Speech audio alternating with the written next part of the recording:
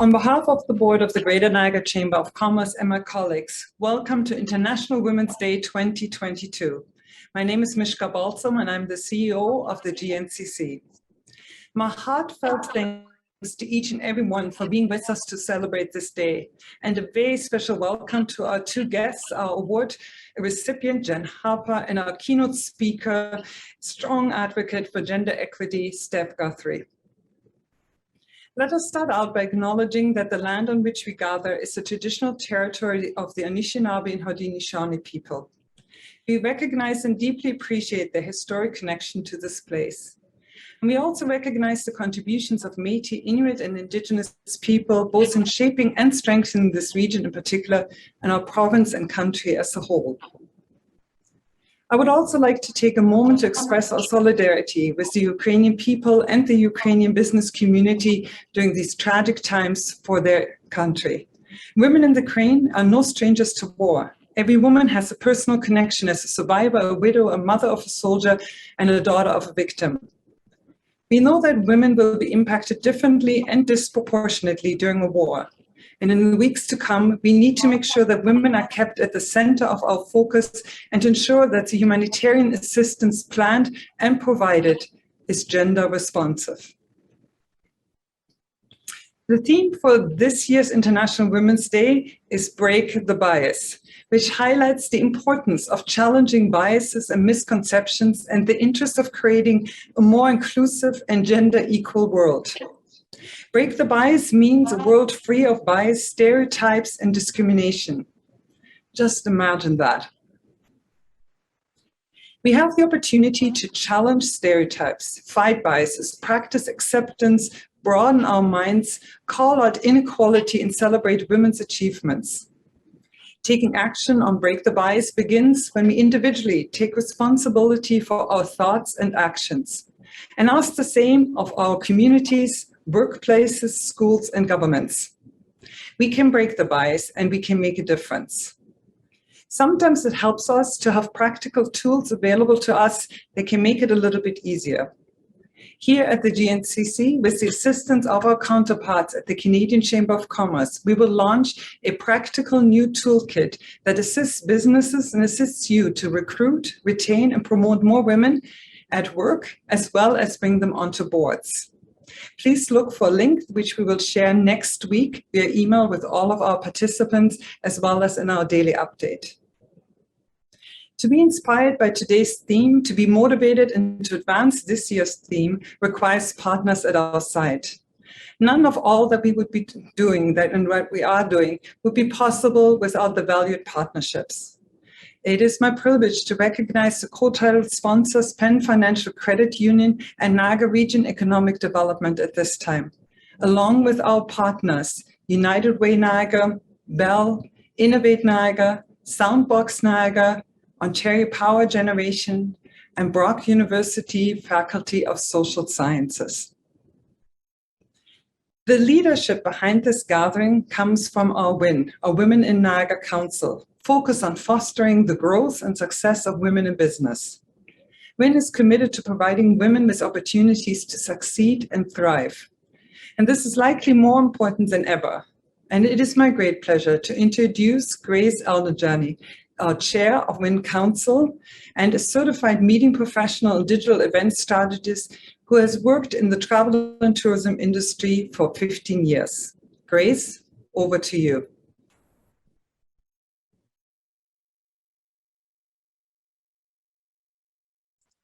Thank you, Mishka. Welcome to our 21st Annual International Women's Day event presented by Women in Niagara, the Greater Niagara Chamber of Commerce, and generously sponsored by Niagara Region Economic Development and PenFinancial Credit Union. We are very proud to be bringing so many of you together again today in our virtual setting. We are over 500 strong on this platform, and we promise you it will be worth your precious screen time today. If you have any troubles navigating, just click on the button that says Help. I'll go over some housekeeping items now. Please use the live chat function, which can be found below the screen, to chat with each other.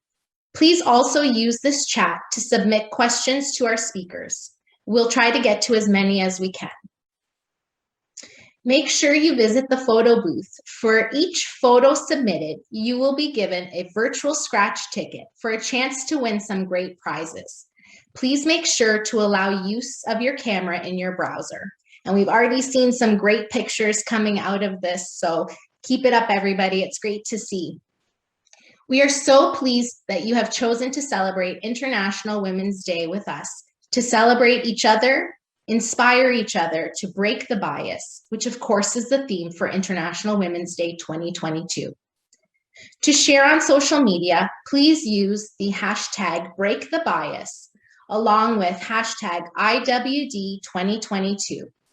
Our Twitter handle is GNCC_win, and on Instagram, we are Women in Niagara.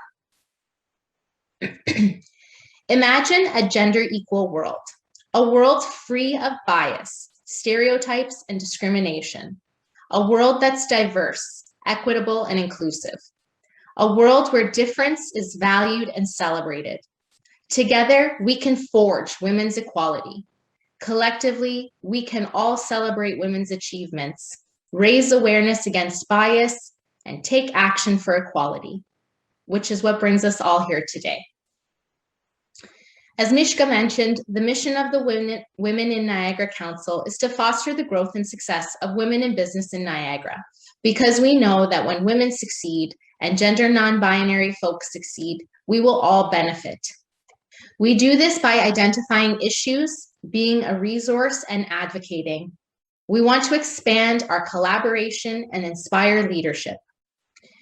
These past 2 years have shown us why this work is important, that International Women's Day is needed now more than ever, as the pandemic has highlighted the vulnerabilities, challenges, and inequalities that women still face in the economy, in society, and in politics today. As we said last year, the pandemic has also highlighted the gendered nature of work, that women are predominantly on the front line in healthcare, social services, and economic sectors that have been most impacted by the shutdowns, and the critical importance of childcare for economic recovery, for women to get back to work and to invest in social infrastructure. This year it came to light, as we all sat behind our screens looking for someone to blame, how women are disproportionately affected by online harassment. This event, compared to the first one 21 years ago, has a much different feel, because we are all more acutely aware of the needs and engaged in creating solutions and possibilities for equality, which is exciting and powerful. At WIN, we want to seize this moment and opportunity. Beyond International Women's Day, we want to engage you in our work at WIN. To celebrate our accomplishments and inspire each other, Women in Niagara host events like today's International Women's Day celebration, the annual Women in Business Awards, and quarterly Winspirational Women events showcasing local women in our leadership. In terms of advocacy, WIN has advocated for the Government of Ontario to either sign a federal childcare agreement or develop a unique Ontario solution. That was and is our official position. We have also made a delegation to Niagara Regional Government supporting a motion to condemn violence and harassment of politicians and public servants, and urged our council to support this motion, but also similarly to see it as a start of the process and not the end. We must act to stop the spread of violence and intimidation in politics, to protect those who serve the public, and to prosecute those who seek to undermine our democracy. We are happy to announce that the Seat at the Table program is back, although it does look a little different this year. Niagara Region's Seat at the Table program aims to address barriers that women and gender diverse individuals face when running for municipal office, while also improving the environment once elected. The program's goal is to increase the number of women and gender diverse people, particularly from underrepresented groups, elected for municipal government in Niagara by promoting by promoting understanding, awareness, and confidence through education, mentorship, and support to those interested in running for election. The initiative is funded by Women and Gender Equality Canada in partnership with the Federation of Canadian Municipalities and is in partnership with Niagara Region, City of St. Catharines, YWCA, Future Black Female, Services for Humanity, Muslim Senior Circle, and of course, Women in Niagara. The first workshop will be a virtual event on April the 7th at 6 p.m. Please stay tuned to our social media for more details. If any of these programs sound exciting, or if you'd like to learn more about volunteer opportunities with WIN, please follow us on social media or find us on the GNCC website. I'd like to take this opportunity now to introduce the members of the Women in Niagara Council who are responsible for all these programs and events. Our Vice Chair, Jamie Giles, Commercial Banking at TD. Our Past Chair, Ruth Unruh, Leadership Development Coach. Karina Massicott, GNCC Staff Liaison. Leslie Calvin, Positive Forward Motion, Life Leadership and Transition Coach. Isabella Camillo, Goodman School of Business at Brock University. Cheryl Johnson, Sullivan Manny LLP. Nora Kalb, Innovate Niagara. Cheryl Matthews of Canadian Tire Financial Services. Sarah Pertula, Community Crew. Melanie Sodka, Capacity Creator Corp. And Marcia Young from St. John's Ambulance. Now a message from our sponsor, PenFinancial Credit Union, followed by the presentation of the International Women's Day Award by the Chief Retail Officer, Teresa Bird. Today, on behalf of the Women in Niagara Council, it is my privilege to present the International Women's Day Award to a woman who has spent her life making the world more beautiful in every imaginable way, Jenn Harper. Jen is best known as the founder of Indigenous-owned and founded, digitally native, St. Catharines-based cosmetics company, Cheekbone Beauty. For the last 8 years, Cheekbone has produced stunning beauty products, but from the very beginning, it was never just another makeup company. It literally started as a dream when Jen woke one morning in January 2015 with an image of rosy-cheeked, smiling, and happy Indigenous girls still in her mind. She immediately set to work making it a reality, but she knew before she began that it had to be sustainable, ethical, and a business that gives back and helps the community it is a part of, embodying her Anishinaabe values of sustainability and generosity. In just a few short years, Cheekbone Beauty has seen phenomenal growth.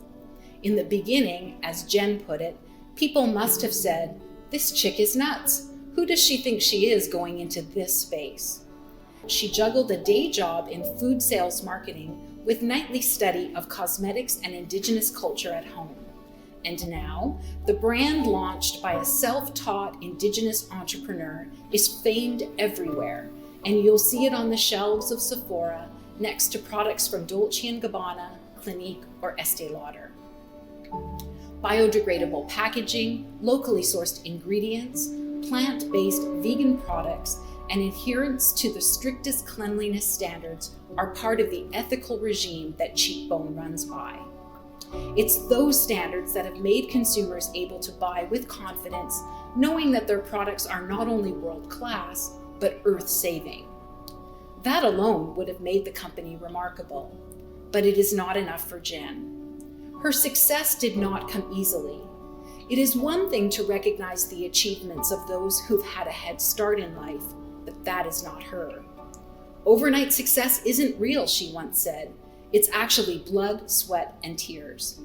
From a troubled past, she worked hard to build herself and her business to the success story that we have come together to recognize today, struggling to overcome the forces set against her and make her way in spite of them.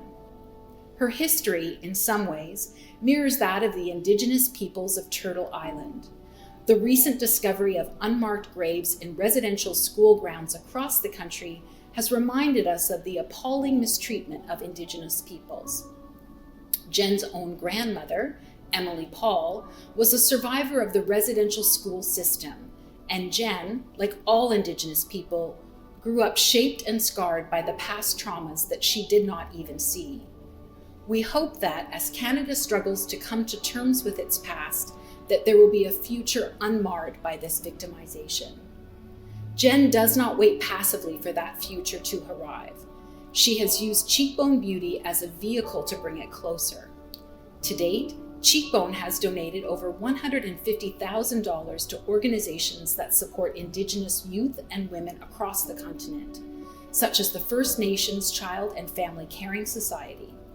The company has partnered with One Tree Planted to support reforestation, not just to restore the natural beauty of the land, but to protect the lands on which Indigenous people hunt and gather food, to protect ecosystems and to fight climate change.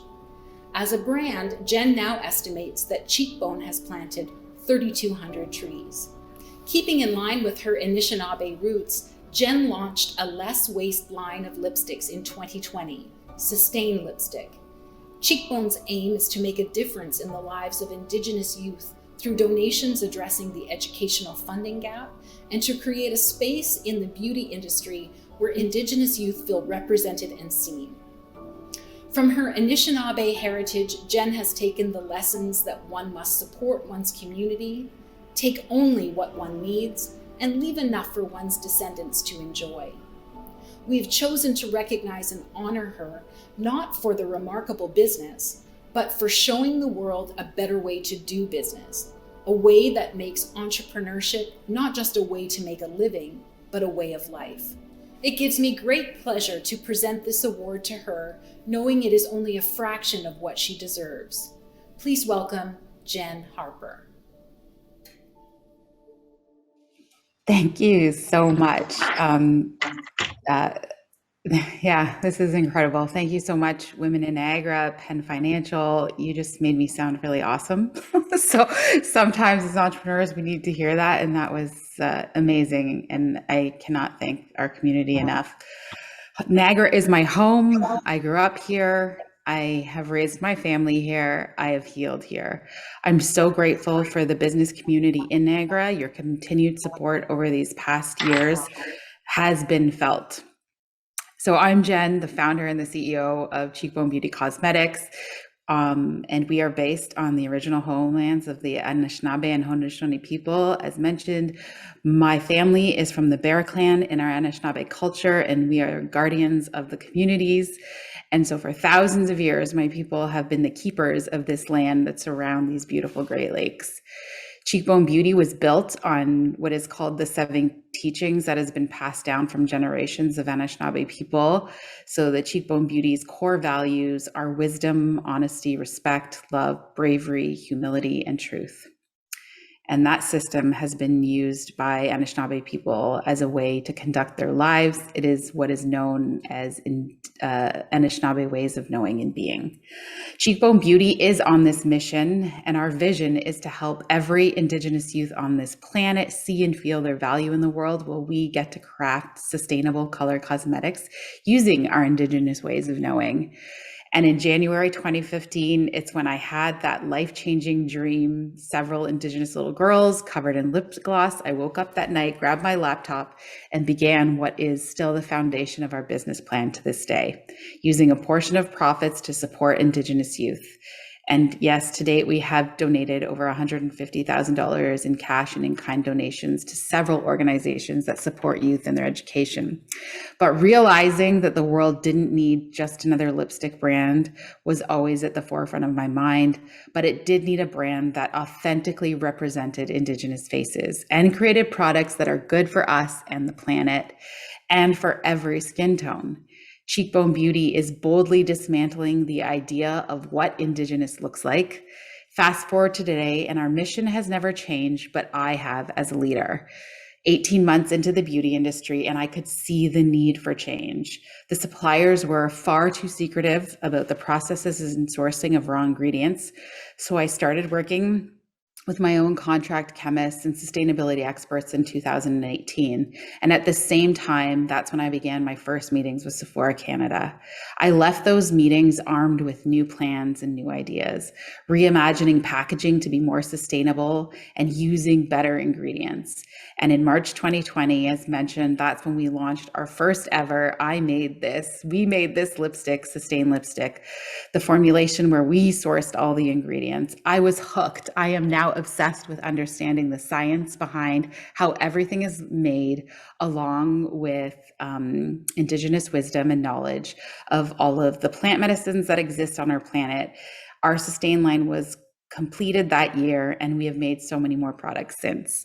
Innovation is at the heartbeat of the work that we do here at Cheekbone Beauty. We are the recipients of over $500,000 in research and innovation grants, and a current IP pending project we are working on, in which involves this gorgeous, rich Niagara fruit land that we're all on today, and converting regional byproducts into actives like resveratrol that are found in many fruits.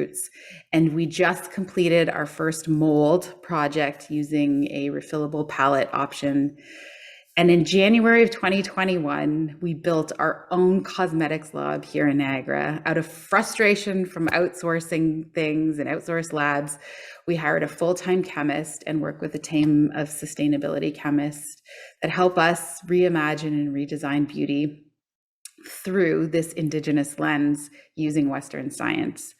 Our community is incredible. We just launched in Sephora.ca in September of 2021. And on November 15th of 2021, we launched in 9 Sephora flagship stores in Canada with a campaign called Write the Story, which was the most beautiful campaign I've ever seen. I'm not behind that work, but the agency that supported and did that for us was amazing. It is the first time in history that an Indigenous brand had a campaign at that size. The ad spend on it was $1 million, which we won, and billboards across the country, from the Gardiner Expressway to Victoria, and also on a national TV commercial, which has never happened from an Indigenous brand before. So we're really, really proud of that. Cheekbone Beauty has done a stellar job in creating our Sustain line of clean vegan products, and our line truly demonstrates the bolder side of nature's hues, as you can see on my lips today. The foundation of Cheekbone's beauty success is based on our Indigenous roots, along with my passion and drive to see more representation and to take better care of our planet. And in 2019, I won the Woman of the Year award from Chatelaine Magazine. In 2020, made the Glossy Top 50 Beauty CEOs in North America. And in January of 2022, this past January, we won the number 4 spot on the list of Canada's most innovative companies, where Shopify is in the number 1 spot. This is absolutely bananas. How does a woman build this kind of business? How does a little Ojibwe girl who struggled for most of her life make this happen? Well, it's the love and support of a community, and mine starts here in Niagara. Miigwech, thank you. Congratulations, Jen. To honor you today, we would like to present you with a beautiful painting done by local artist Renu Decuna. This piece is called Simply Beautiful. Regardless of the challenges the survivor has faced, she embraces her beauty, feeling confident in her long black hair. We also have these lovely earrings made by local artist and entrepreneur, April Mitchell Boudreau of Lofton. My necklace, also Lofton. We would love to know more about you, Jen, and your story. So we do have a couple of questions. Now, you did give us a little bit of background, but we'd love to know more about Jen in the early years.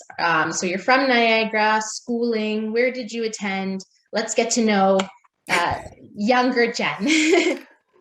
Well, name a school in Niagara. I probably attended it. So I think I went to 10 different schools in the region, but I graduated from Niagara District High School and moved to Toronto, started working, and then tried going to Ryerson, but ended up dropping out of the business program probably about 18 months in.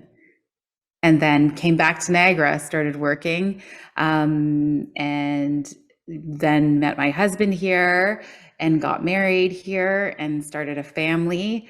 And then so career-wise, it was kind of turned out that I didn't find all of my career paths until a lot later in life after my kids were born. And so we heard the story of your dream that really prompted you to start this business. But obviously there's a lot more work that is built into creating a company. So can you tell us the story of how Cheekbone was created?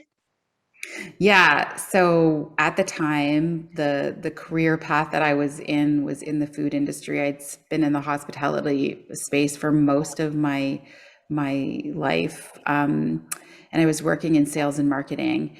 And then I really learned something key, or in that time period, was I was working for a broadline distribution company, then for a seafood company out of Toronto. And what both did, and in this industry is very common, was sort of purchasing products from manufacturers and then relabeling things and branding them as your own companies, as many small businesses often do. So that's like the process is like white labeling or private labeling. And we did that in the food sector. After that dream, obviously I had to figure out, okay, like if, this is it, I got to make this lip gloss. I don't know how to make lip gloss. How is that going to happen?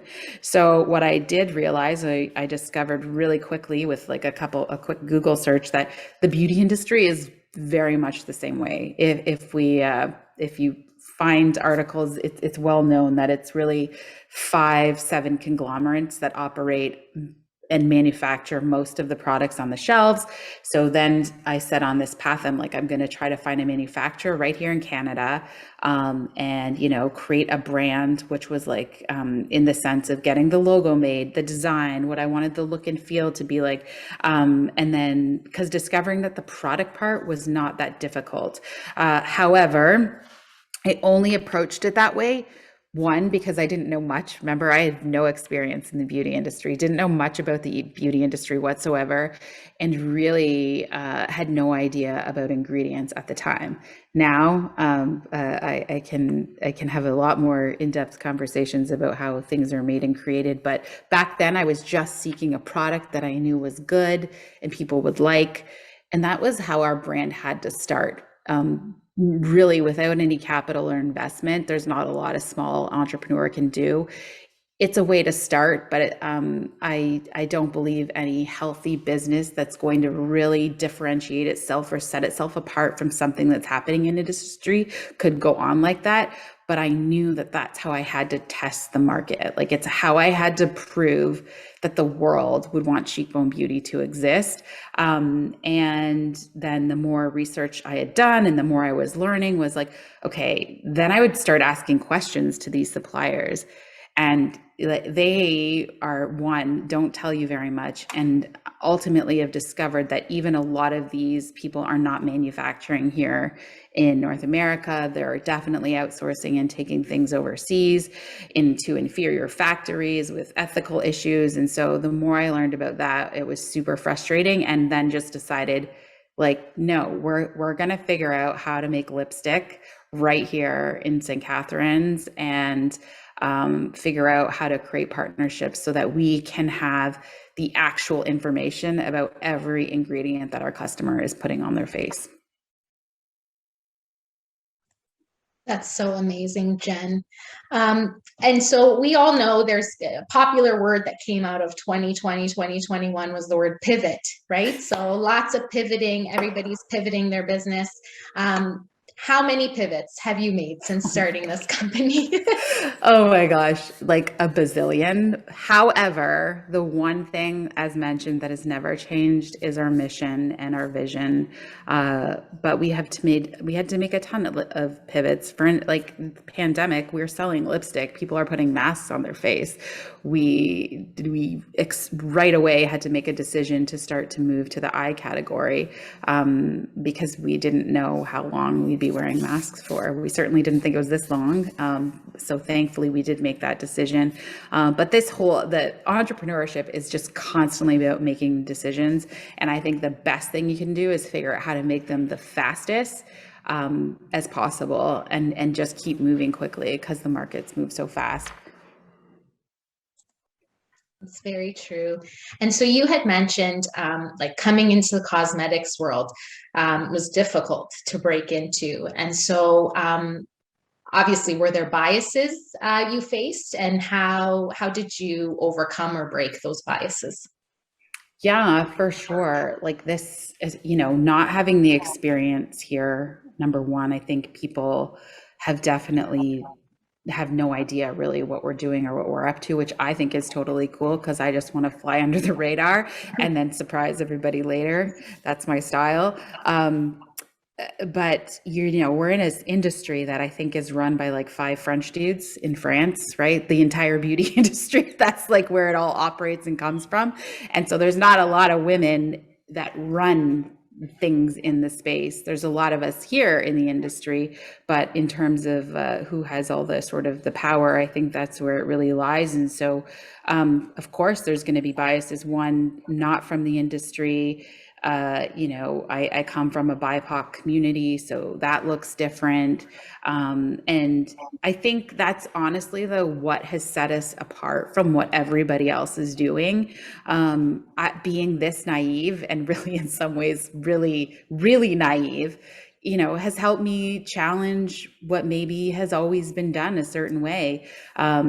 Because this whole concept of, starting businesses using white label, that's been happening for centuries. But I think the consumer deserves to know a lot more about the products that they're using. And the customer has the power. Like, this is where our communities truly need to understand. You get to decide what brands succeed and what ones don't. And so you need to align yourself with people that are choosing to be more transparent about the things that they're making and creating. Otherwise, we're just, we're never going to get rid of the junk, so to speak. And so there's biases all the time. I personally, I always say this, like Pollyanna, I can't focus on that though, right? Like, I just have a job to do. This is my lane. I'm here to make makeup and do it this way. And I choose not to focus on any of the negative stuff that happens around me, or I'd be pretty darn depressed in the fetal position in my closet or something like that. We definitely don't want that, but absolutely. I mean, it's just such a tough, as an entrepreneur, it's just so tough. And so, as you mentioned, makeup, which many people would have thought otherwise, is still a male-dominated industry. And so you've talked about some ways that you navigated that. Can you talk about experiences where you've had support of males and male advocates? Yes, and I'm always so excited to share this story. For anyone who is like me, and really, as much as you see me speaking publicly and it feels like I can do this naturally, I was definitely not born this way. I feel like I was definitely born an introvert. And so networking and all of these things are literally the most uncomfortable thing for me. But every time I put myself out at an event and talked to somebody, and I always just ended up meeting the right person at the right time. Doug, my mentor, like guider, has been just such a pivotal piece of the success of me as an entrepreneur and the success of our brand. So Doug Langmuir and his wife, Suzanne, his ex-wife, founded a company called Bite Beauty. You may have heard of it. It's on the shelves of every Sephora, I think, around the world now. He sold it to Sephora in 2014. I did a speaking event at the Globe and Mail Center in Toronto back in 2018. And this young woman came up to me and she said, "I know Doug Langmuir. Would you like me to connect you? I think he could help the business you're trying to create." I said, "Absolutely, yes." And the rest is really history. Everything that our first chemist we hired came from Bite Beauty here at Cheekbone Beauty. A ton of machinery we bought. So when Sephora bought Bite, they left Canada to take all their operations to their Canoe plant in California. but their operations from Toronto were selling off and auctioning off all of this incredible equipment to make cosmetics. And Doug, set me up and told me what to go in and bid on. And so we bought tons of stuff to actually make and manufacture products one day here right in Niagara. And he has been just so supportive, especially in the fostering of our relationship with Sephora. Like, I'm dealing with an entire new world. I've never been in retail. I've never had to build retail wholesale relationships, albeit I had an excellent career in sales and had great customer relationships there. It was an entirely different industry. And so this is new conversations, new understandings. And so he has been such a great guide and for me how to navigate this space, and truly been there when bad hiring decisions and just to have someone who's done it before. I couldn't have asked for anything better. And he happens to be a man who said to me straight away, I am a white old dude.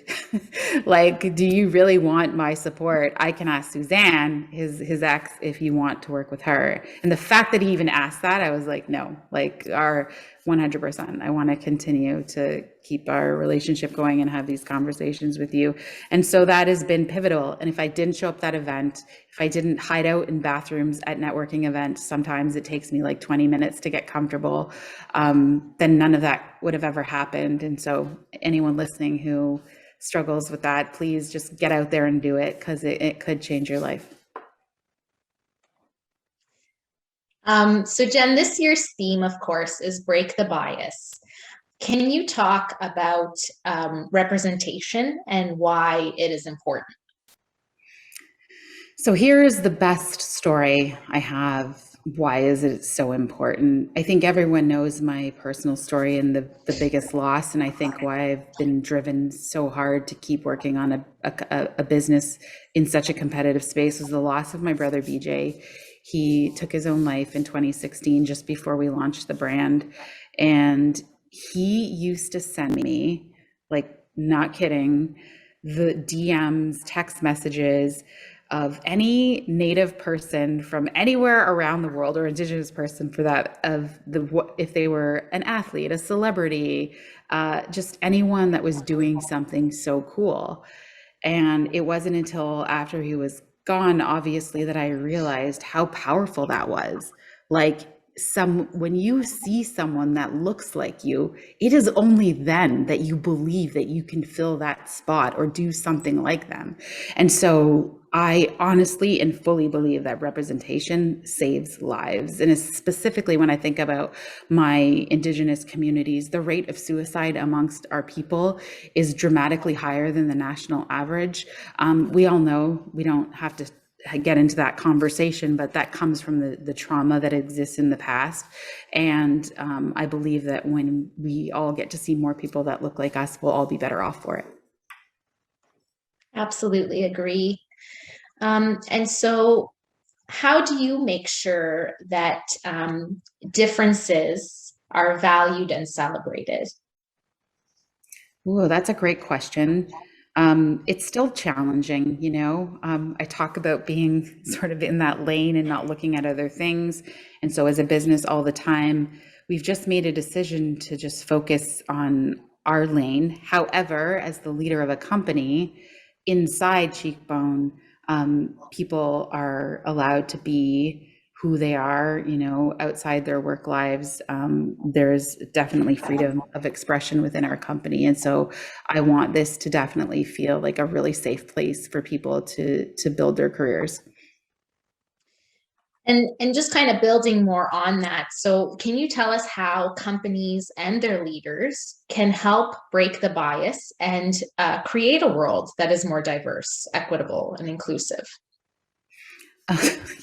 I wish I had all of the answers. I really don't. It's a big question. It's a big question. I certainly do not.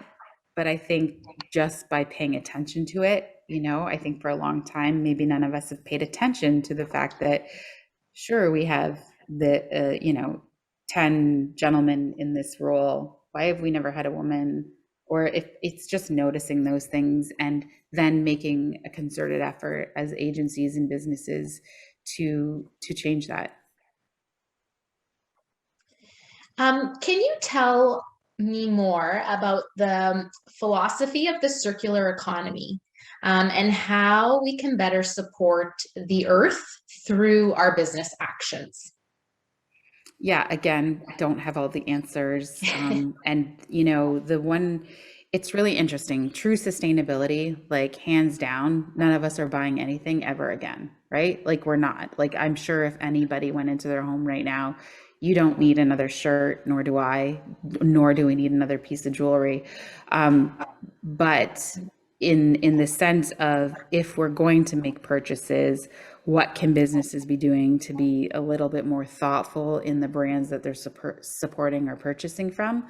Well, that takes customers becoming a lot more curious and asking questions. I don't think consumers realize how much power they have, as mentioned earlier, but you have the ability to ask every person that you're making a purchase from, and don't let someone just tell you something sustainable.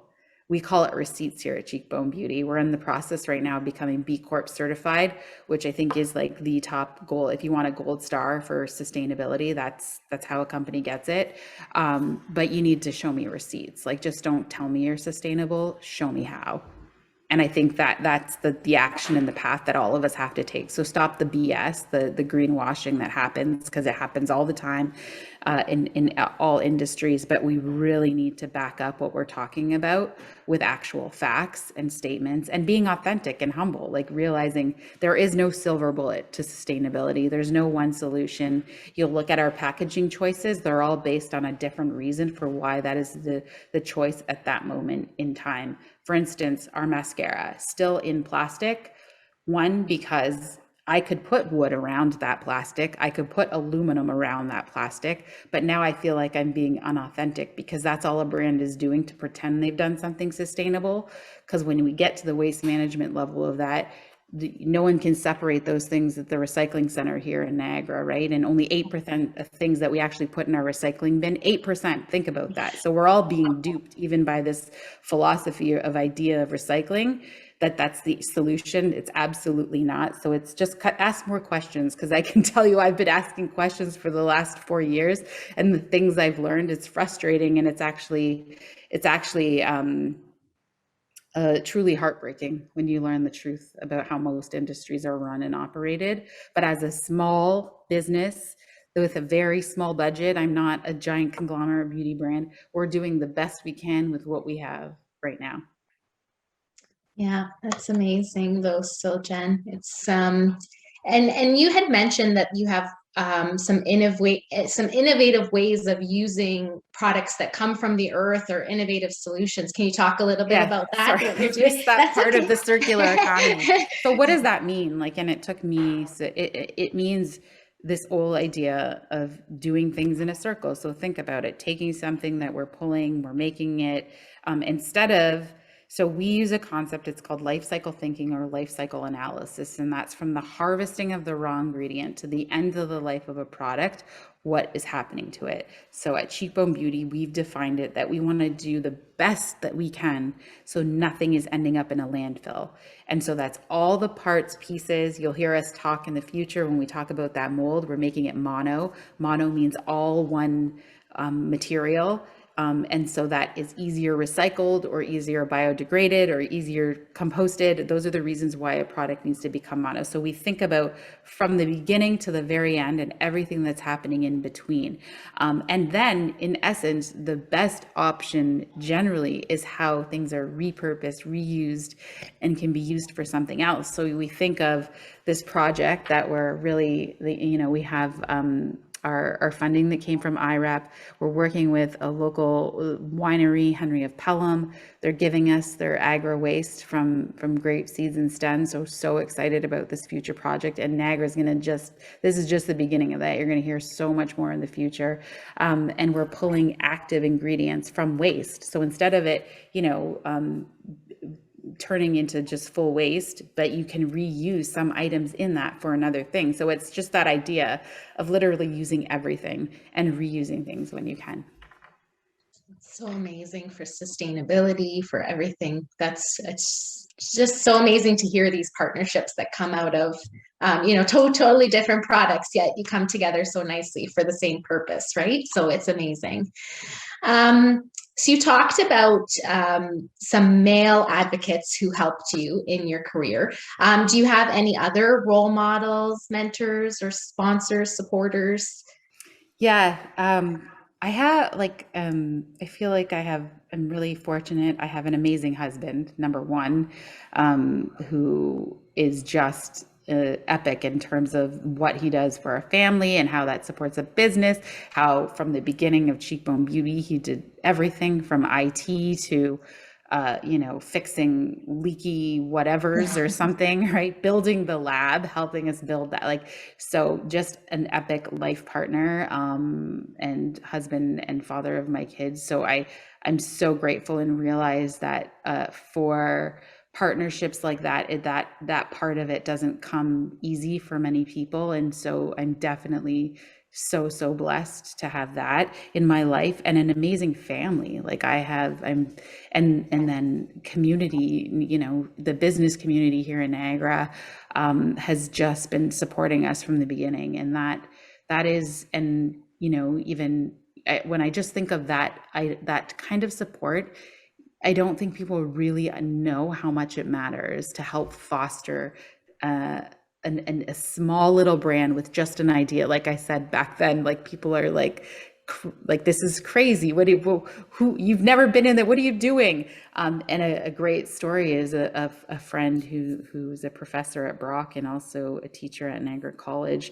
She was the first person I told about this idea, and her first response to me was, how much money do you need? What can I do to help? Right? Not that, we don't expect that from everybody. That was awesome. And I didn't take any money from her or anything like that, but it was just like having people believe in you, I think is what I'm trying to say, in a long, convoluted way, is just that having someone believe in you is so powerful. Yeah. Jen, if you don't mind, we actually had a question come in from the audience, because we have a little bit of time, but so what the question was, what kept you going in times of adversity?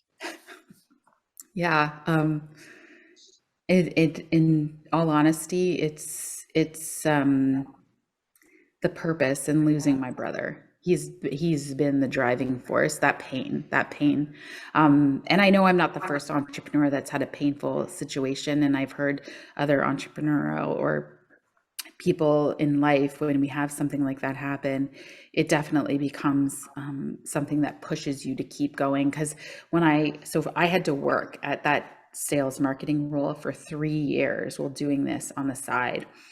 And I finally, when we had got an investor and I was able to quit in August of 2019, we went to Italy as a family, and I literally collapsed there. Yet I was still doing the banking deals with them transferring the money and But when it was finally done, I laid on the beach. I mean, what a fantastic place to collapse, right? Is in the Amalfi Coast, of course. But I was oh, and I sat, and then it took me a couple months to just realize that is unsustainable. I do not recommend that for anyone, but it was my way of dealing with the pain of losing someone that I loved. And his words, when I started to tell him about building Cheekbone Beauty, his eyes lit up, and he never had heard of another Indigenous person starting a business like this. And, it was just that idea of doing something that's making a really cool product, but then supporting something in at the same time. And my only example that I had as another business that I was paying attention to was Tom's Shoes. I was like, wow, that's so neat. It's this 1-for-1 model. We can create healthy business models that are based on this idea of giving back, that was possible. And, not happy with my career anymore in the food space and really needing to leave that. And just having this all fall into place at the right time. But I again don't recommend it. Not sustainable to work 100-hour work weeks and dealing with grief like that. That's definitely what's kept me going. Now that I'm just doing this, what keeps me going is I have 8 checks to write every week to pay people. We have millions of Indigenous kids that still need to see themselves in a brand, and we're getting to we're making epic, incredible products. Like our face pencils, the thing that we launched last August, is the most incredible product that any human being will ever try. I will stand by this. And they're going to change the industry. Like, it is so sustainable, and it is such an efficacious, not a foundation, not a concealer. It's so hard to explain and market this product, but it is so darn good that it needs to be on everyone's faces. And it's just super fun to do that, and then work on these really, really cool innovation projects. And like, I'm, pop in the lab, and Lexi's in there, and it's like this disaster, but it's this disaster of like awesomeness, because she's just like, we won't joke around here. If there's a color of a lipstick we like from another brand, we're reverse engineering it, right? And trying to figure out, what did they do here? What did they do here? And cosmetics, sadly, unfortunately, the INCI list, or that's the ingredient listings, are all on the side of a package. So if you have a chemist, we can pretty much figure out how to make anything, which is so awesome. And I failed grade 9 science. So there's hope for anyone to build a lab. Oh my goodness. We actually just had a few more questions, if you don't mind, Jen. How can we inspire the next generation to become leaders and have a voice? By example, like 100%. I think of, parenting, literally the hardest job ever. And the only thing I can do for my kids, like it's not me giving them the long rant, but it's by my life example, is the best way that they're going to learn. And so we often hear that social media is detrimental to mental health of girls and women. So in an ideal world, what role can social media play to strengthen women's position within society? Oh, wow. That's a really great question. And I feel like the speed at which messages and images are sent, very powerful, but it's all going to boil down to what message and what image, right? And that's where we have to redefine, or like, let's bring it back to who we are and what we want to share out there with the world. I did when we just recently talk about using less filters here, and not having even our user generated content, if it's over filtered, we don't even want to share it anymore, because like, this isn't real. Like, it's not even a real person anymore. And I understand everyone has the right to choose and use those things if they want, right? I think I have my filter here on Zoom. Touch up face, little bit, yes please. Depends on the day and how much sleep I've had. But it's just like, in reality, I have a daughter too, right? And I have nieces and nephews, and it's like, what images are we really putting out there? And it's okay. Like, I don't know, I'm tired of the messages, and maybe because now I'm over 40, that, and over 40 is getting closer to 50. But I feel like redefining the messages that we send, like that, these lines, like, I've lived a life and I've earned this, right? And I'm okay with them. And so why isn't everyone else? Definitely, just accepting our own beauty and how it is, and the more naturalness of it, which is amazing. And then, so if you look down the road 10 years from now, is it better for women? Is it worse for women? What do you think? Oh, wow. I don't know. Of course, we want it to be better, but I don't know the answer. But hope, right? Right, definitely. And so we just have a couple minutes left, but we're all dying to know about Cheekbone, of course. You had mentioned the partnership with Sephora. Anything coming, or new products, or anything you can share with us?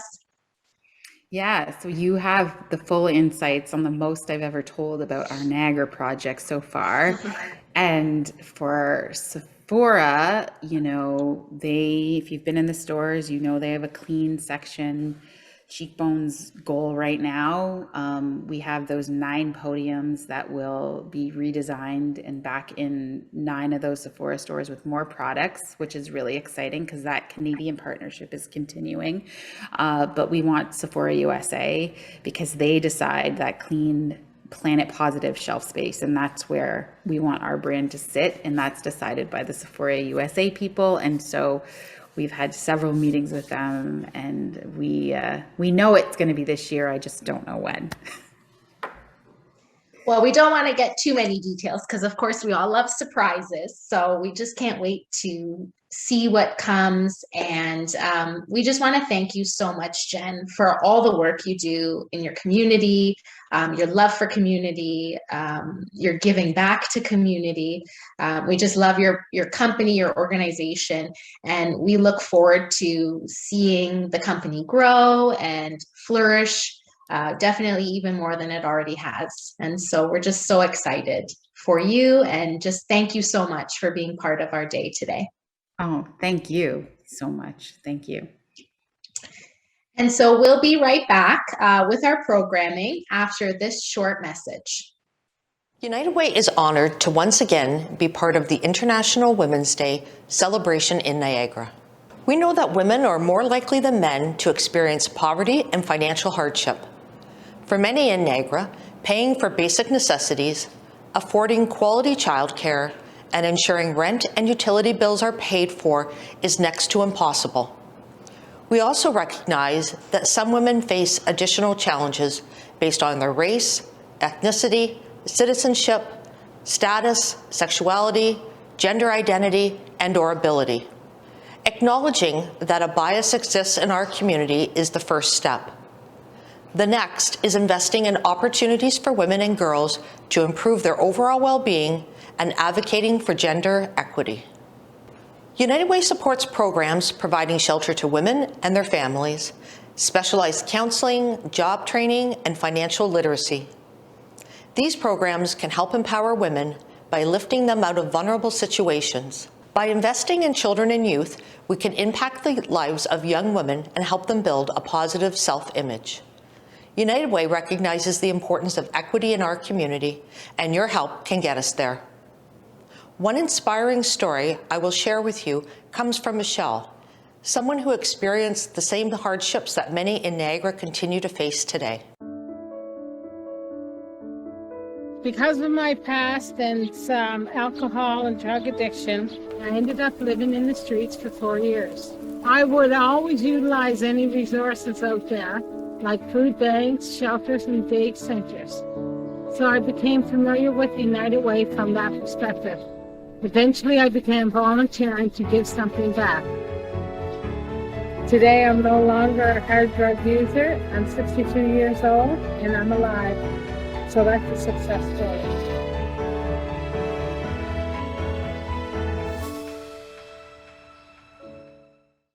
The road towards a more equitable world for women and girls will be long and challenging. However, there are ways we can make immediate impact to help those in need.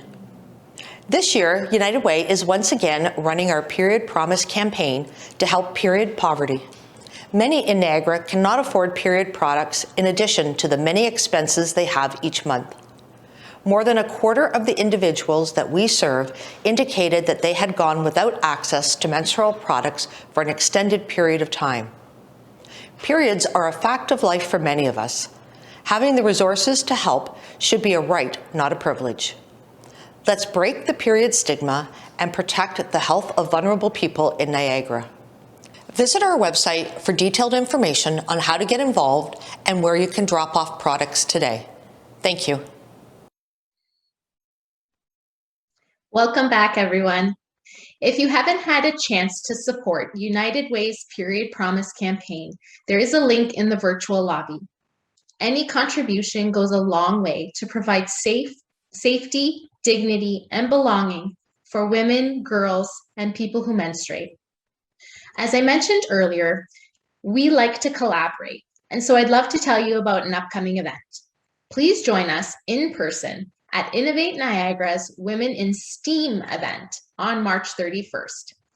where we'll explore how art enhances science, technology, engineering, and math, hence STEAM.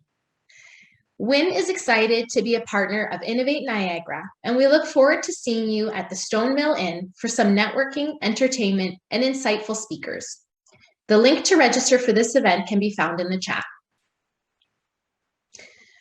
Now, we're just going to take a quick break. Please head over to the photo booth, get a drink, snack, stretch your legs, and we'll see you back at the main stage in 10 minutes.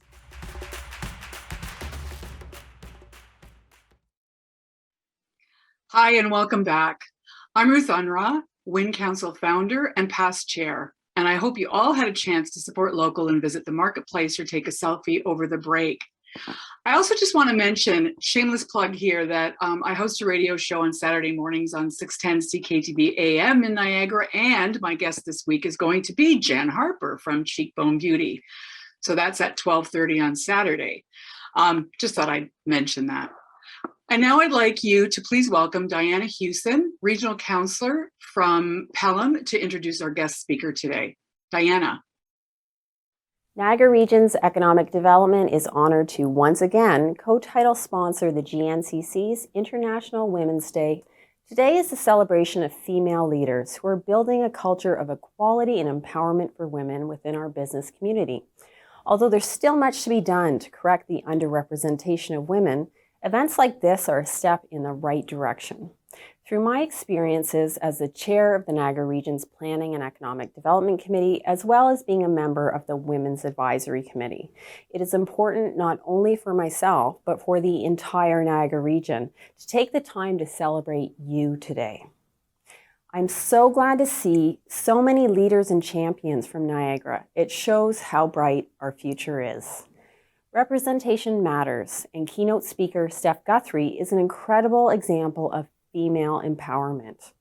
As a consultant, Steph helps groups in the public and nonprofit sectors expand their reach and deepen their impact, helps businesses ensure their products, services, and customer engagement are gender equitable.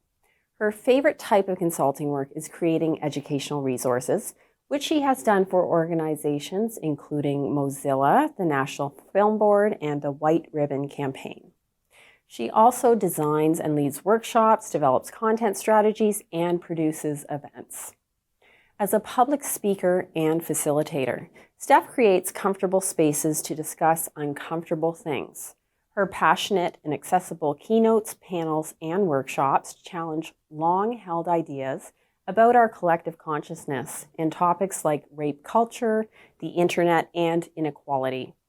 She illuminates constructive and compelling alternatives to the status quo that help audience members envision their roles in culture change and galvanize them into action. Steph's work has been profiled by outlets including the Toronto Star, CB24, the Globe and Mail, and City News. And her comments on politics, feminism, technology, and pop culture have been featured on CBC's The Current, The National, ET Canada, Global News, and Flair magazine. Steph holds a Master's of Arts in Communication and Culture from York and Ryerson Universities. It's my pleasure to welcome Steph Guthrie. Hi there. I'm so glad to be here today, and thank you for that beautiful introduction. I'm here today to speak with you all about freedom of speech and how that intersects with gender and other aspects of identity. So I'm going to talk with you about what freedom of speech is and what it isn't, and what we can all do to create a society where everyone really does have the capacity to speak freely. So I'm not sure what spaces each of you are part of, but I'm sure that whatever they are, you know, those spaces are making decisions every day about which views to kind of include and which views to exclude. For example, you know, the Chamber of Commerce only hosts so many events like this per year, right? They couldn't possibly explore every single topic, host every single speaker. Every space, every group, every platform makes choices about which views to showcase. And interestingly, or I find it interesting, that these choices seem to really only come under fire when these choices only come under fire for supposedly violating freedom of speech when it's bigoted viewpoints like misogyny or transphobia that are being excluded. And I find that those who choose to allow bigoted viewpoints in their online and offline spaces, they'll often argue that it's all in the spirit of open debate. I hear that kind of thing a lot, that everything should be allowed and that's what freedom of speech is, that's what objectivity is. But these simplistic understandings of free speech, they don't factor in who might be dropping out of the discussion because it dehumanizes them or compromises their safety. Words are never just words. They always have material implications of some kind.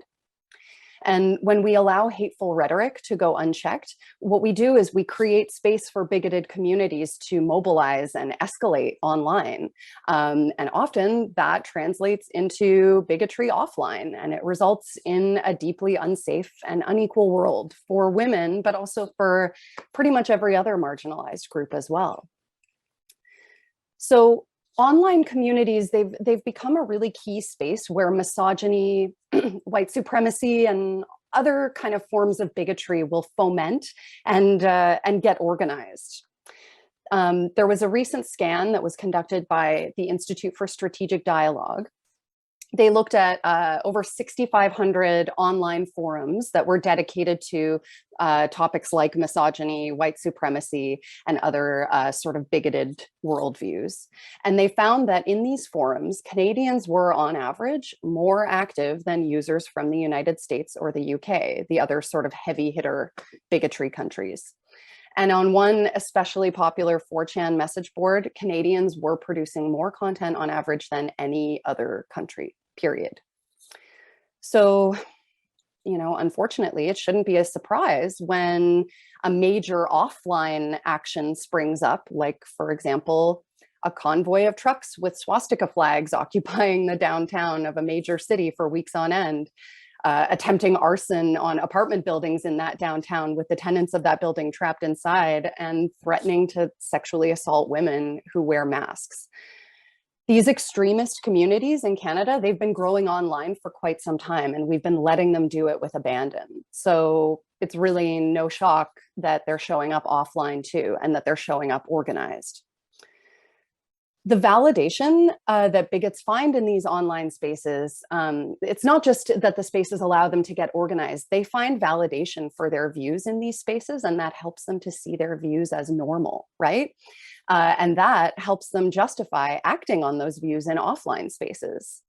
By the way, you're going to hear me use the term offline space a lot. That's because I don't call it real life, because what happens online is also real life. So when I say offline space, what I mean is basically any space that isn't on the internet. Now, if we want to look at some really ugly examples of how online bigotry translates into offline bigotry, we can look at the fact that many bigoted mass murderers were reportedly active in online fascist spaces before they committed their crimes, including Elliot Rodger in California, Dylan Roof in South Carolina, and here in Canada, Alec Manassian and Alexandra Bissonnette. All of them were active in online fascist forums. Now, these are obviously kind of the more extreme examples, right? But for every mass murderer, try and imagine, how many of these folks are being emboldened by their online community to do something like groping a teen girl on public transit, or calling a woman politician a gendered slur at a public event, or pulling a Muslim woman's hijab off as she walks down the street. So online bigotry, it translates into offline violence and intimidation. There's one particularly direct and kind of scary example that happened several years ago. There was a video of a feminist protester at the University of Toronto that went viral in a lot of men's rights online communities. And she was subjected to a very, I would say, brutal, prolonged, and vicious series of online attacks. A few years later, this young woman was shopping in her local LCBO, And one of the employees was active in these online men's rights spaces, and he recognized her. And he posted in one of these online spaces the surveillance video of her appearance in the shop, the location of the shop, and her real name. I, unfortunately was a prize target in these communities myself, continue to be to some extent, although it's died down quite a lot, thankfully. But for several years, because I'm a vocal feminist and I work in this space, and mostly because I was a complainant in an online harassment trial against a local man. The verdict in this trial, it acknowledged that he was harassing me, but he was acquitted because the judge felt that it wasn't reasonable for me to fear for my safety. And the judge felt that my fear was unreasonable, partly because I had a public Twitter account, which he likened to inviting the world into your living room. And I don't know about you, but when someone's in my living room and they're saying things that are hurtful to me, I tend to be allowed to say, hey, this is my living room and you're not allowed to talk to me that way. Get out of my house. But I guess the judge didn't see living rooms that way. So the 2-year trial and Christy Blatchford's coverage of my testimony in the National Post, which was quite conservative, attracted attention, a lot of attention from online fascist communities internationally, and they besieged me with harassment for years. When online hate is directed at you or a group that you're part of, even if it never translates into physical violence offline, the emotional trauma it causes is lasting and violent in and of itself, I would argue. I can't count the number of times that people on the internet told me to kill myself, threatened to dox me, tried to hack my website and social media accounts, called me gendered slurs, spelled out very sexually violent fantasies, or threatened to, rape or kill me. I won't tell you some of the specific comments that were made to me, but some of them will probably live in my head forever. It's really ugly stuff. And as you can imagine, all of this made the internet so hostile for me that I simply abandoned my Twitter account. I stopped doing media interviews because they always kind of would result in an uptick of harassment. And also gone for a really long time was the contact form on my website, because it was an open door for death and rape threats. But guess what? It was also the main way that clients tended to seek me out for projects. So the online hate had a direct economic impact on me, in addition to limiting my political expression. Now, online violence, it doesn't only bleed into our offline experience in terms of how it impacts your career and your economic opportunity, though. For me, I found that just the omnipresence of online harassment, it created this kind of panopticon effect where when I moved through the world, through public space, I never really knew who was watching me or when the violence online might turn into someone confronting me in person. So, when so many people are screaming at you on the internet, and that some of them, live in the same city as you, it's hard not to wonder if maybe one day someone's going to come up to you on your subway car, or pass you on while you're on your way to work, or they might be shopping at your grocery store. And I did get recognized sometimes, usually by people who supported me and wanted to commend me for what I was doing. But anytime somebody would recognize me in public, it would just make me think, well, who else can recognize me who doesn't support what I'm doing? And when am I going to be confronted? So I would find myself, sometimes I would be walking down the street with, my head would be down, my shoulders hunched, and my hair just like curtaining my face. And I'm not alone in this. I've spoken with a lot of women writers, pundits, politicians, just women with, public facing roles who share this anxiety when they're moving through public space. And especially in periods right after some of their work has gone viral. So, just imagine how this can impact, how it can discourage women from seeking positions of visibility and leadership, right? Especially if you're multiply marginalized, like trans women, Muslim women, Black women. the fear and anxiety that I would feel about the potential for a violent offline incident, it was fed by the reality of things like what happened to that feminist protester at U of T, or like what happened to a friend of mine a few years ago. She's a feminist activist who did a lot of online advocacy at the time around sexual violence. And one day someone came up to her on the street and threw coffee on her because they recognized her. So this complex set of threats, it means that too often women, we just stop participating in online and offline spaces because the cost of our participation is too damn high. And I don't see the freedom of speech brigade out to defend our rights to a platform, but of course they're not, because their entire goal is to shut us up. The people who harassed me during my trial, I would often hear them say that they hoped the trial would shut me up forever. And it's really interesting that they would often say that in the very same breath as saying that I was attacking freedom of speech. For a lot of these folks, frankly, freedom of speech just means freedom to say the most violent and offensive things they can possibly think of. And anyone who uses their own freedom of speech to say, this is not acceptable to me, is the enemy. And they've become very effective at using this sort of distorted concept of free speech to silence opposition to their ideas. In some cases, they have even strategically marshaled this distorted concept of free speech to win support for their cause from people with more moderate views. So, for instance, back in 2017, some of you might remember there was a motion that was making its way through the House of Commons to condemn Islamophobia. Now, if you remember this, you probably remember it was actually a pretty toothless motion at the end of the day. It wasn't going to throw anyone in jail for expressing Islamophobic sentiment. It was basically just a motion for Parliament to say, we think Islamophobia is bad, which I don't mean to dismiss, that's important, but it wasn't going to have an impact on anyone's freedom. It was just Parliament saying Islamophobia is bad. But that was scary enough for a number of Islamophobic lobby groups, including one called the Canadian Coalition of Concerned Citizens. And they were trying to organize to defeat this bill.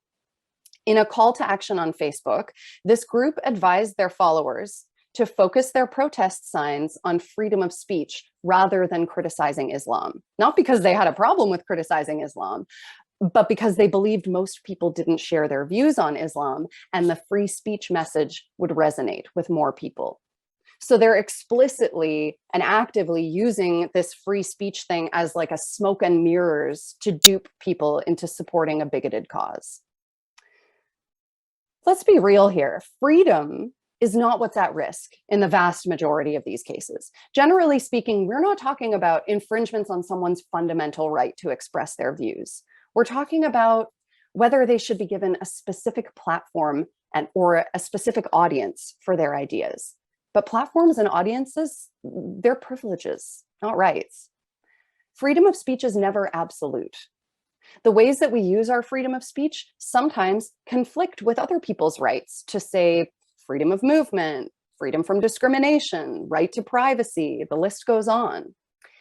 This is why talking about freedom of speech as an abstract principle simply doesn't work, because it erases the fact that in every situation where speech is exercised, there are actual people involved, and those people all have rights, and their rights don't always coincide.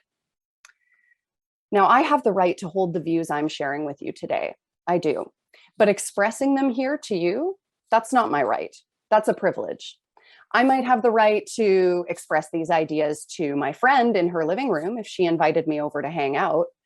But if she wanted me to leave because she didn't like what I was saying, it wouldn't be an infringement on my freedom of speech.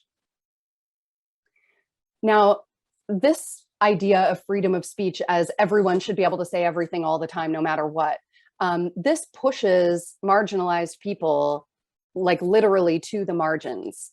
And as women and racialized people, trans people, and other groups are pushed to the margins of online spaces so that bigots can get as loud as they want, the less our voices and stories are part of the public dialogue, right? The less people in the dominant groups empathize with us as fellow human beings and see the common ground they share with us, because we're not talking. the more justifiable it may then seem to inflict psychological, emotional, or even physical violence against us, because we're not as much a part of the public discourse. We're not as humanized. So what do we do about this? You know, first of all, I think we can recognize that there is no objective position. I'm sorry to say. You can either make the spaces you're part of safer for those with bigoted views, or you can make them safer for marginalized people. You get to choose, but there is no middle ground. Allowing everything all the time is not a middle ground. Freedom of speech, it's not just shaped by public policy or legislation, right? It's shaped by the standards that we set as community members for interaction in our communities. And that can look like, you know, it can look like explicit codes of conduct for workplaces or groups that you're part of. Sure, it can be written down in policy like that, but it can also just be speaking up about what is and isn't okay with us. Deciding what kind of dialogue we will and won't include in our workplaces or on social media or in other online and offline spaces isn't a violation of freedom of speech. It is us using our own freedom of speech and freedom of movement to shape the world that we live in. And we must also exercise our freedom to listen to those who are most affected by bigotry in our communities so that we can learn how they'd like to see it addressed. I believe that we all have a role to play in building a truly inclusive and equitable society. And that means that speech that is truly free can't be legislated from the top down. It can only be created by us from the bottom up, upheld by our collective ears, voices, and hearts. Thank you. Thank you so much, Steph. That was riveting. And I want to thank you so much for sharing your story, and also very much for your bravery, because of what you've been through, and you're still here to tell us this story, and you're still using your voice. And I think that is very inspirational for all of us here, because I think it's pretty easy to get shut down and allow yourself to silence your voice. And these are the voices we need. I want to spend a little bit, just a minute on, you know, in your bio, we hear that you're a feminist advocate. And there's some of us that sort of struggle with this idea of what's an advocate, what's an activist. You know, what to you does an advocate, a feminist advocate, mean? What a great question. You know, I think the answer to that might have been very different, you know, 40 years ago. But now, because so many of us have access to be able to share our voices with the world through things like social media, I think that there's something to be said for the fact that we can all be advocates for whatever it is that we believe in, because we all, you know, to differing degrees and in different ways, have some access to a platform now. And it's not just on social media, but really in any space that you're part of. I think advocacy is really, it's just speaking up for whatever it is that you believe in, right? So whether it's feminism, anti-racism, you know, hopefully both of those things and many more. But I think anyone who speaks up for what they believe in, and especially in situations where it's a little bit scary to do that, like say a colleague has just made a sexist joke and you need to tell them that doesn't feel okay for you. That's advocacy, I would argue. Okay, thank you for that. I want to also now spend a little bit of time on, you touched on politics and women getting involved in politics. And I think you also touched on any sort of front-facing, I'm in front of the mic kind of, you know, journalists seem to be fodder for a lot of online harassment and that sort of thing. But in terms of politics, you know, we know the importance of having women involved in politics. And we know the importance of having marginalized people, like all people need to be represented in politics.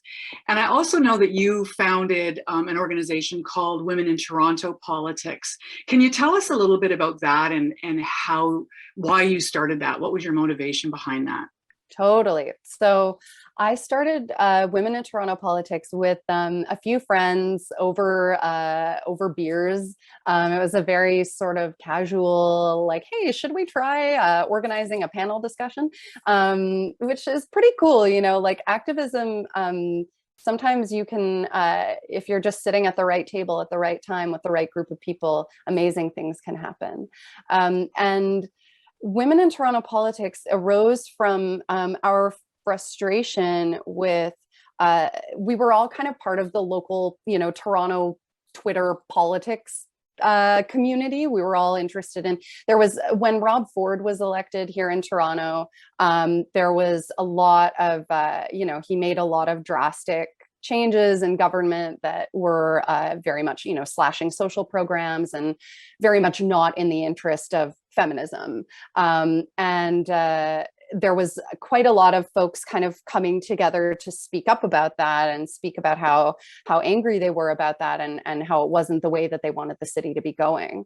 But the local sort of Toronto politics discourse was there was a real sort of gatekeeperiness to it. And if you didn't understand all the minutiae of how committees work and how decisions get made and what an in-camera meeting is and all this kind of stuff, you were sort of, there was this sense of being dismissed. And of course, especially if you were from a group that is marginalized and not seen as sort of being at the center of this world, like if you're a woman, you know, that sense of being dismissed by the insiders was even stronger.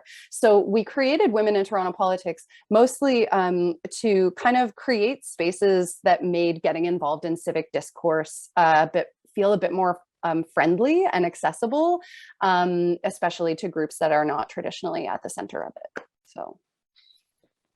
Which begs the question, how did you do that? How did you make that space friendlier? I've got a whole series of questions here, but I think in our pre-meeting, you and I, we talked a little bit about the fact that recently in Niagara, we've had a number of incidents of vandalism against some of our local politicians. And in particular, one of the female councillors for the city of St. Catharines had a rock thrown through her window while she was in the house sleeping with her husband and 2 children. It's very top of mind for us that these things are happening. So how did you sit down and determine, you know, what's the best way to make it a safer space? Yeah, I mean, we tried to be very responsive to what was happening in the community. So to incidents like the one that you described, you know, we would try and be directly responsive to those things. So one example that happened during a municipal election, we had a really exciting municipal election where a bunch of young women, and particularly a number of like young racialized women, a number of whom were Muslim, were running for office, which was really exciting. And we were very stoked to support them. Unfortunately, there were a number of people in Toronto who were racist and sexist and were not happy to support them. And they, you know, had their signs, their campaign signs vandalized and their campaign offices vandalized, similar kinds of things to what you're describing. And what we did, we were a nonpartisan group.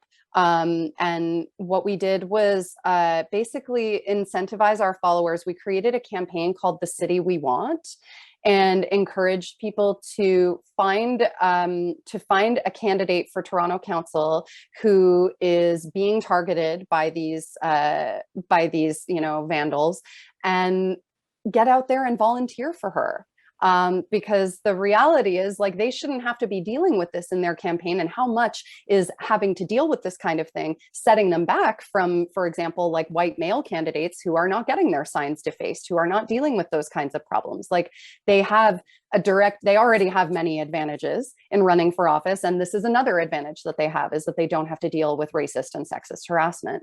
So how can we as a community offset that? Well, we can show up and actually volunteer for them or donate to them and resource their campaigns better, to kind of put them on a slightly more level playing field with the people they're competing against.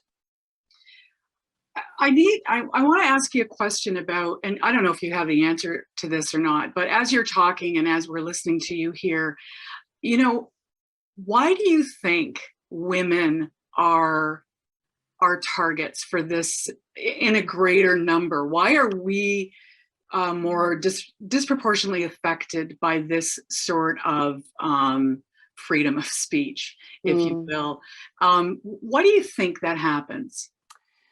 I mean, oh, what a huge question. I think but it's an important one, right? Like, I think that what happens online is a reflection of our broader society, right? Like, it's everyone using the internet is a person off the internet too. And whatever ideas they're propagating on the internet are ideas that they carry throughout the rest of their life as well, right? And the fact of the matter is, we live in a misogynist society, and it always has been. Like, we live in patriarchy, and you can look at all the ways that this impacts women, from like the second shift of women still doing the vast majority of the childcare and housework in their partnerships with men. It manifests in obviously like us getting paid less than men for the same type of work. It manifests in intimate partner violence. There's so many examples of it. And I think that like being able to call a woman like a bitch or a C word or whatever online is just part of this entire larger societal trend of like beating up on women. Like, I don't think it can be separated from the wider context of misogyny in our society. We've spent some time talking about not just Women in Niagara Council, but at other tables as well, about public policy and how we need to change public policy in order to make our system more supportive of diversity and inclusivity. Mm-hmm. And again, going back to the conversation that we had pre this event, something that you said has really stuck with me, and that is that public policy doesn't change hearts and minds. Mm-hmm.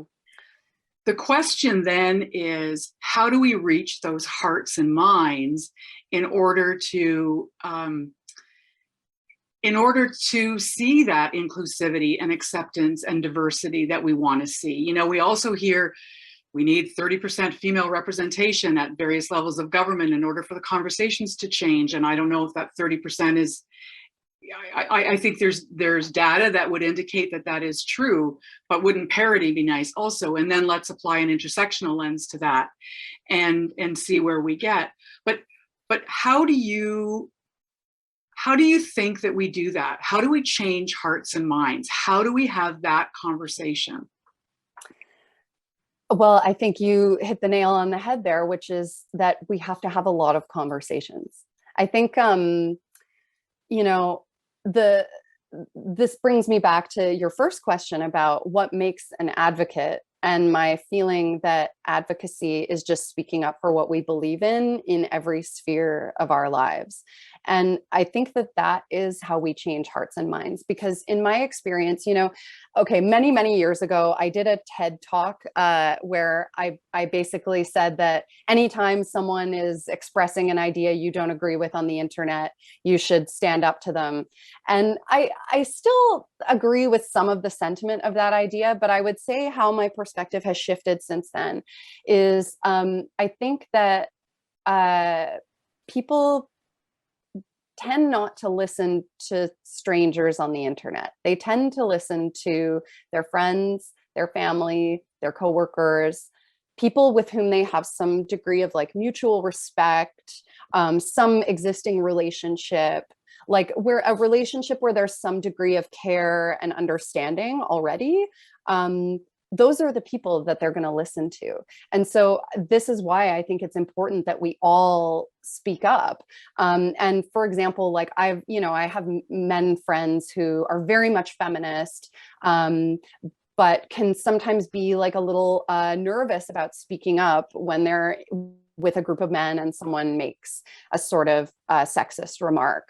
And I understand the nervousness. Like it can be hard to speak up. And, you know, as a white person trying to like be an ally to racialized communities, I face kind of similar like nervousness about speaking up sometimes. But the reality is that your bros are going to listen to you, and they're not going to listen to me and my Twitter account, right? Like they're going to listen to you. So I think that for hearts and minds to change, and the thing is too, the more like you speak up in your group of bros, probably if there's a group of 5 guys there, you're probably not the only one who had an issue with that joke. There's probably another guy in the group who did too, and just was afraid to say something. And now, because you've said something, either he'll say something then, or the next time something like this happens, he will remember that you said something and he'll say, you know, maybe I can say something here. So I think it really is a ripple effect, that the more each of us speaks up, the more we inspire the people who are part of our sphere of influence to speak up as well. So, and as far as changing hearts and minds, I think a lot of what we really need to do is there are a lot of people whose minds and hearts actually, I don't think need to be changed, who aren't bigots, who are on the right side of history, but who need to be galvanized to speak up and be more active in what they believe in. So, so I think that the more each of us speaks up, the more we inspire those folks who are like, who respect women, to start speaking up too. I think that's a really great point. And I think that actually our IWD recipient, Jenn Harper, she talked about leading by example. And I think that that's what you're speaking to right now. If we see one person speaking up in a group where it might feel uncomfortable, but we, you know, dig deep and we get brave and we get courageous, we're then, we'll find out that there's a lot more people that agree with us than disagree with us. But it takes somebody to make that first move. And sometimes that's the inspiration that we need and that we're looking for. And the next time it happens, then maybe we'll be more likely to speak up.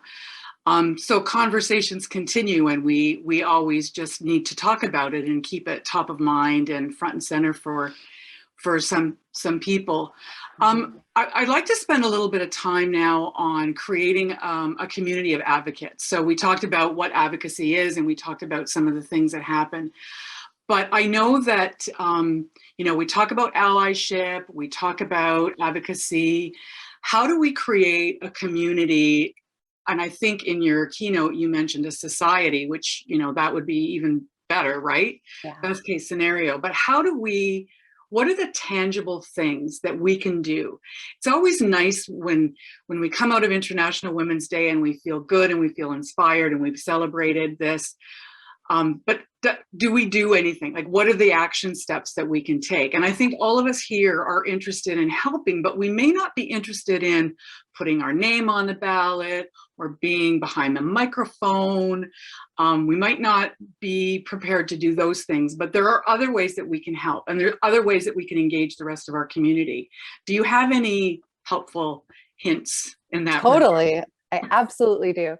So yeah, it's so true that like not everyone can be the sort of the person who gets out front and puts their name on the ballot, or, you know, yeah, you're totally right about that. And the great news is that there are a million roles to play. Everyone who does have their name on the ballot, they need like a community of support around them to be out front, because it can be scary out there. So some of the things that I have found helpful at various points when I've been out front and things have been really scary. So for example, there was this one period during my trial when a local coffee shop hosted an art show featuring art by the man who had harassed me. And there was some sort of response from the community of like, oh, really? Like, come on. But they kind of stuck to their guns and said, no, freedom of speech. We're going to host this guy's art show. And I had just kind of complained about it on Facebook, just like, and a whole, like hundreds of comments from my friends jumping in to say, okay, I'm taking a petition around to the other neighboring businesses to tell them about what's happening, give them context for it, and find out, like, are you okay with your neighboring business hosting this art show and attracting this type of audience? Like, and if not, maybe go and chat with your neighbor about it. And I had other friends going, because the Facebook page of this coffee shop was full of supportive comments from men's rights activists in like the UK and Australia. Like, they're never going to go to this coffee shop, but they wanted to let them know how happy they were that they were supporting a men's rights activist. So I had some friends who were jumping in on those Facebook comment threads and correcting the misinformation about my trial that some of these men's rights activists were propagating on the Facebook page. So kind of arguing with them. I had other friends who went into the coffee shop directly and said, hey, I used to come here all the time, and I don't think I'm going to anymore because I find it really upsetting how you've handled this whole thing. And then I also had other friends just, you know, checking in with me, bringing me meals. There's all different ways that you can pitch in. And there's some really creative stuff that people can sometimes come up with. So like one time there was, I was dealing with a situation where I got a lot of like well-meaning questions that were really triggering to answer. So like, I would get a male friend might message me and say like, I totally understand rape culture is a bad thing, but like sometimes women just like, I don't know why they have to like get so drunk at the bar. And then it's like, what do they think is going to happen? Or questions like that. Right. And for me to answer that question, it's triggering because I have been sexually assaulted in that way. And I know many women who have, and it takes a lot of energy for me to answer that question in like a calm and organized way that's going to actually educate that person. At the same time, I don't want them to walk away without being educated a little bit on why that perspective is problematic. So what I did is I reached out to a male friend of mine who was an ally and had a really good grasp of these issues around sexual violence. And I sent him the question and I said, Ben, would it be too much for me to ask you to write an answer to this person that I can then send to them and tell them that you're not me, tell them who's answering the question and why you're answering it and not me, because it doesn't take the same emotional energy for you as it does for me. And then I sent the person the answer. So it took some work off of my plate.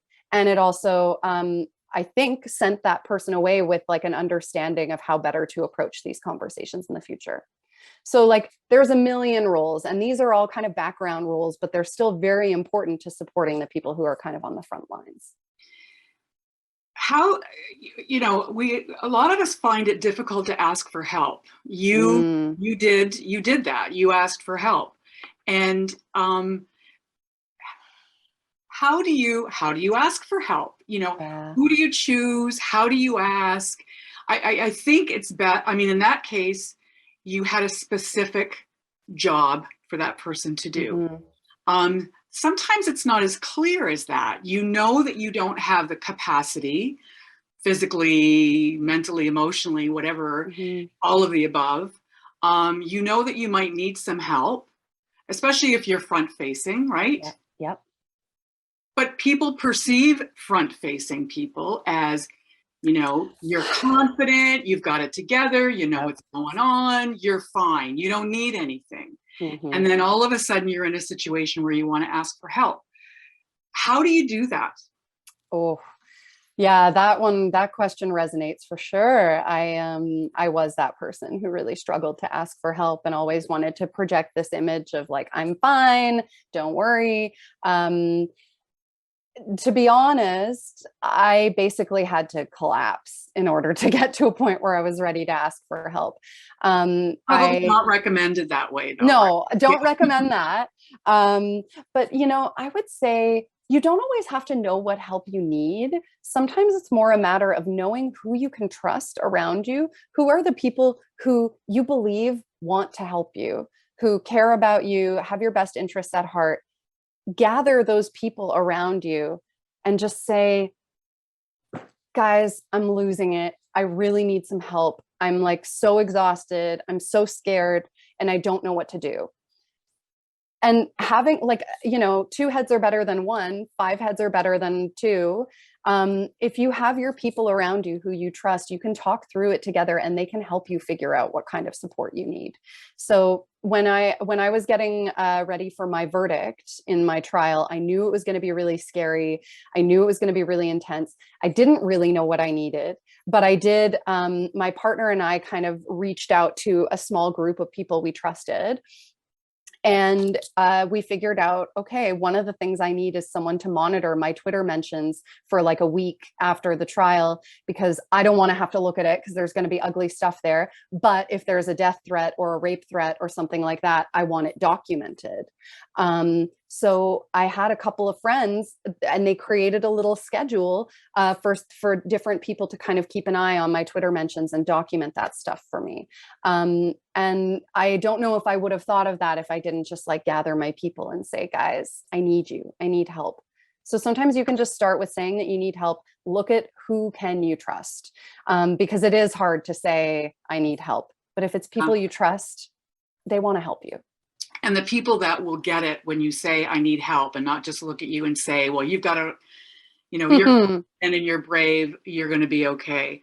Definitely. I think that's our takeaway too, is surrounding yourself with people that you can trust and who you feel safe with, and then build that army and go out and use your voice and be an advocate and create a community that is inclusive and diverse voices are being heard. Steph, I want to thank you so much on behalf of Women in Niagara for being our guest today and for celebrating International Women's Day 2022 with us and for helping us break the bias. And for those of you that are watching and listening, Steph Guthrie has a website and it's stephguthrie.ca. And if you want to know more about her and see her TED Talk, you can go there. Oh, bless and you. Thank you very much. And now, Grace, back to you. Thanks for having me. Thank you, Ruth. I would like to take a moment to thank our partners: United Way Niagara, Brock University, Faculty of Social Sciences, Bell, Innovate Niagara, Soundbox Niagara, Ontario Power Generation. Also, our marketplace sponsors: Beyond the Classroom, Nicole Lefebvre of Sensi, Niagara College Community Employment Services, Niagara 2022 Canada Summer Games, the Post Office, the Savoy Room. And last but not least, I would like to thank our co-title sponsors: PenFinancial Credit Union, Niagara Region Economic Development. However, this day is not done or over yet. It is now time for networking, which is so important to help you grow your business, your impact, and connect with women in Niagara. Simply click on the networking button above or in the lobby, and you will be placed in a breakout room to continue today's conversations. Congratulations if you have won a prize. You will be contacted by our team in the next few days. There are still some prizes available, so please head over to the photo booth and take a photo to get a scratch ticket for the prize. Thank you so much to everyone here today, Stephanie, to all the staff at the GNCC, as well as Jen Harper. What a great day. Let's continue this conversation, and we wish you all a very happy International Women's Day.